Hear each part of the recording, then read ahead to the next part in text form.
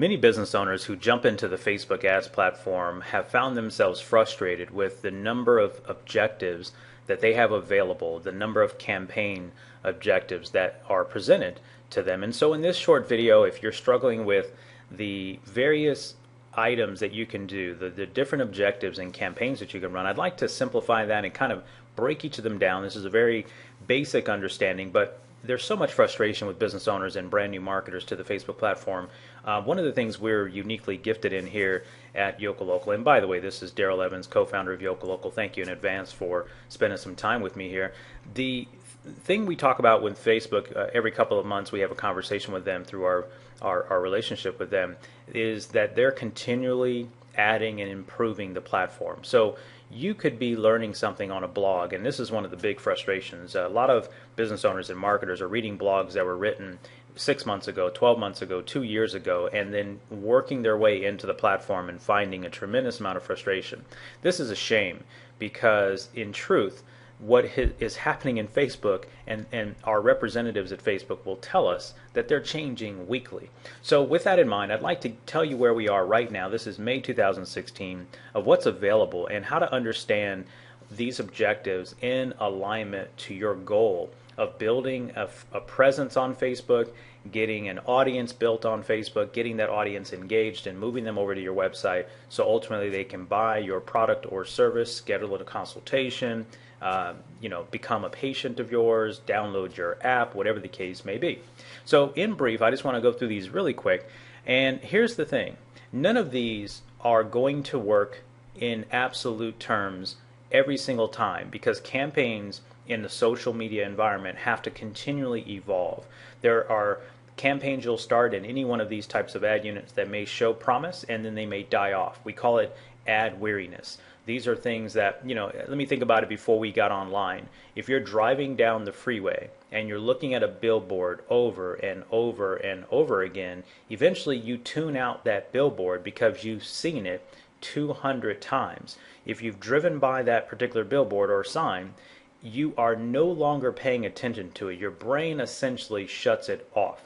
And so in marketing and advertising online, whether it's Facebook, Twitter, LinkedIn, it doesn't matter where we're advertising in social media, we have to be cognizant of that fact as well. So having said a little bit of that, let's get into the different objectives. So one of our favorites in terms of engagement, and I'm just hovering over it here so you can actually see what this means, using a page post engagement. This is essentially taking a page post that you've put on your Facebook wall and then promoting it, whether you're promoting it to your fans or whether you're promoting it to an audience that doesn't know you yet.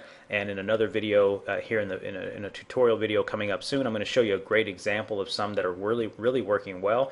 But post engagement is just that intent. Now, it's to bring engagement and insight to your page, to get people involved in your fan page. Today with business pages, Facebook's just not showing that many pages in the news feed from a business into into individuals' news feeds. Facebook fan pages are, your business page is not going to get as much reach as it once did.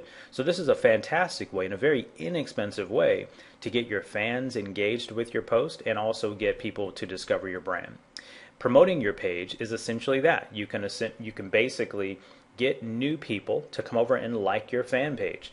Now, we always say that, well, we don't always say it, but I think in most cases people think that you want to, build a number of fans to your fan page as your first and primary objective. And once you get to a certain number of fans, you can then start working on getting them engaged and move them out to your website. And we actually disagree with that. We actually believe there's 3 steps to a well-defined campaign, which is number 1, growing and promoting your page on an organic and both a paid advertising basis so that you constantly have eyeballs on your page to boost engagement.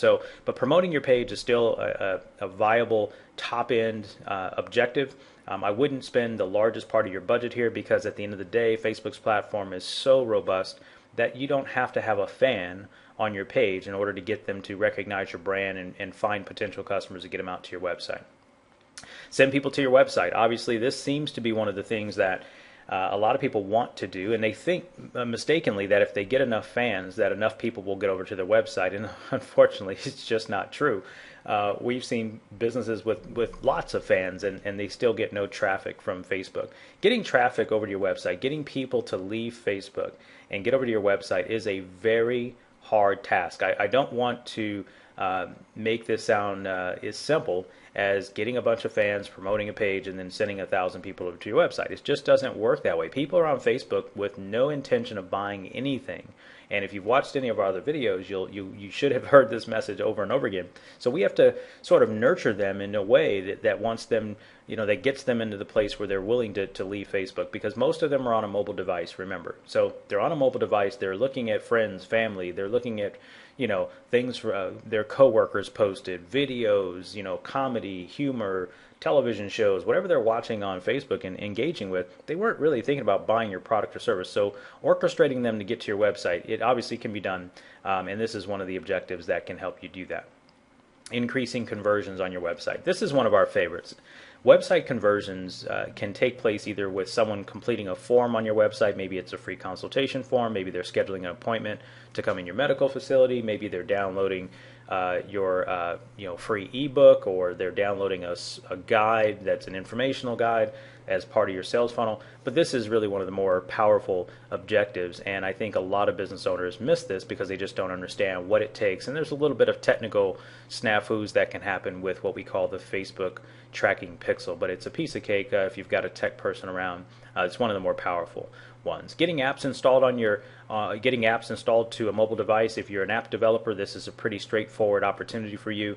That's obviously your number one objective. Getting engagement then on your app is obviously important, because obviously I think today we're an app overload. There's so many apps that have been created. There's some fantastic apps, and so getting people to actually download it and engage in it is a whole nother scenario. It's no different than videos that we create and or blog posts that we write for our clients, is getting not only someone to the website, but can we get them to engage with the content that we've provided. Another new one that has popped up is this reach people near your business, and I'd like to say this is as simple as this is the equivalent in my mind to a digital billboard. There's really not much else that can happen on this particular ad unit, and that is essentially thinking about a billboard being posted on the side of a road in a neighborhood. Let's say you're a local insurance agent or a dentist or an eye surgeon or something along that lines, and you really just want local exposure around the people that are driving in your area. So this is really designed for sort of a radius around your office, around your business. And it can work well for simple brand awareness, but outside of that, not too much going on in this particular ad unit. It's not one of our favorites. Raising attendance at your event. This one sounds really interesting, and I'm going to combine these two, getting people to claim your offer. Both of these two objectives sound like they should be right on the money, and I'm making a guess here that maybe Facebook, especially this get people to claim your offer, kind of feels like a Groupon type of scenario where people can download and claim an offer. Maybe you're offering 30% off, or a happy hour offer if you're running a restaurant, or maybe you're doing a free teeth cleaning if maybe you're in the dental space, or you're giving a discount on LASIK eye surgery, something of that nature. And it just sounds really good for people to just be able to claim this offer. The problem with both of these, maybe you're running an open house, or if you're a real estate agent or something like that, and you want people to come out to your event locally, both of these seem really good. The downside that we struggle with this particular objective, these objectives, is getting those folks to actually take the action to either show up at your event and then, or bring their offer into your establishment. And you would think that more people would just automatically do that, but unfortunately we see things in our hectic pace of world that we live in, and we'll say, yes, this sounds good, and yes, let me download this and do it, but then we never follow up. And as a business owner, you need those metrics for that person to make it to your event or make it in to claim your offer. And in many cases, you are going to have skewed metrics that are not going to be favorable because you have no way to follow up with the individuals who downloaded or claimed your offer or said they were going to attend your event. So these two pose some problems from a systematic and holistic marketing funnel standpoint. So we tend to shy away from these two. Not that they're not. There's some specific cases where they actually can work, but in most cases not necessarily. getting video views, this is very interesting and I think challenging at the same time, because Facebook has this autoplay feature on their videos, and so you've seen these videos in your newsfeed and they autoplay. You know, they start playing in the background, and you just see them, and maybe you decide that the content that you're seeing thus far has got you interested, and then you push on the sound button so you can hear the video. So this video views one is very interesting, although it is very powerful in the sense that from a branding and a messaging standpoint, if you craft your videos properly, and if you're creating videos for the news feed, especially for the mobile news feed, the mobile user is so critical to the Facebook experience, then this can be a very inexpensive, and I mean massively inexpensive way to expand your brand's exposure and awareness, and actually do some call to action offers to get people to come out to your website and or like your Facebook page, engage with your page and your brand. It's actually one of the least expensive ad units that are available, and we use it a lot. There are certain types of videos that are more effective than others when it comes to this. And one of the things about getting video views is you don't need any high-end production anymore. You don't need to go to a video production house. And listen, we had a full video production studio that we ran in our company for 4 years in our business, and we've shut that video studio down. We encourage all of our clients today to pull out their smartphone and buy a simple, you know, between a portable microphone if you want an extended microphone for your smartphone, a simple stand that you can get for, I don't know, $20 or $25 on Amazon.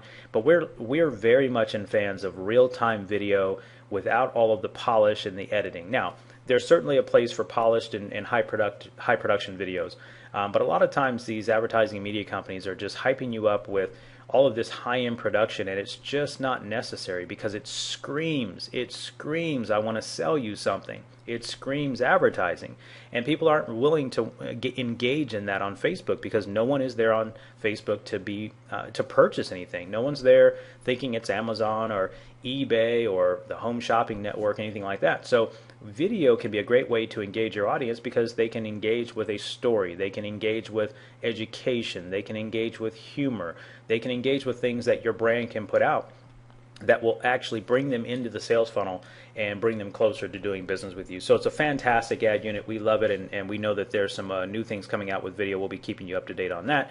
And the last objective, which today is, it's a new objective. So sorry about my screen jumping. It's a new objective, but I will tell you that we're not yet willing to recommend it to our clients just yet, but this allows you to actually collect leads right inside the Facebook ad platform, where people don't have to leave and go to your website.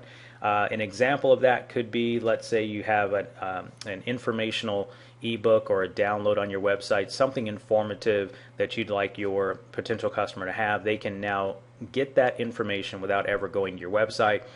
One more little drawback is, of course, those leads are still inside the Facebook platform. You have to get them out into your automation system, and there's some workarounds and some things that are, I'm sure, going to get better in that regard. But right now, it's not as seamless. They're not going to go directly over to your website automation system, your marketing automation. So there's a little bit of workaround that has to happen with this unit. It's early. I think at the time of recording this video, we have been aware of this unit now for about 2 months, maybe 3 months.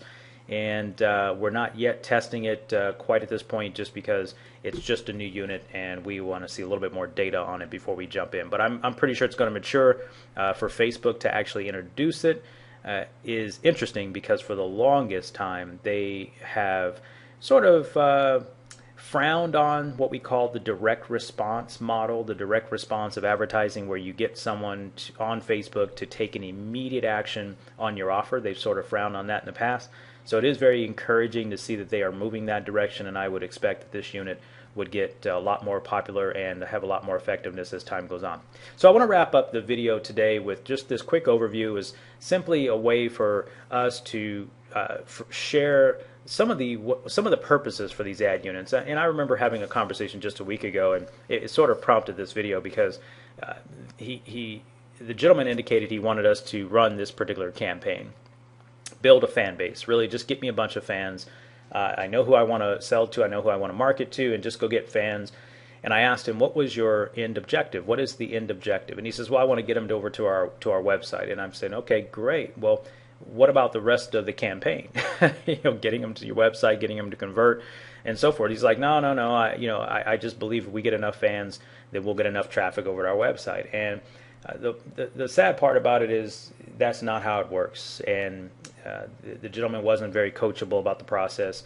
And of course, I'm sure a lot of people think there's always a sales pitch in it. The bottom line is we always educate on what's working effectively for our current clients. We are educating on what's working inside the Facebook platform as it's changing on a very complex and robust basis.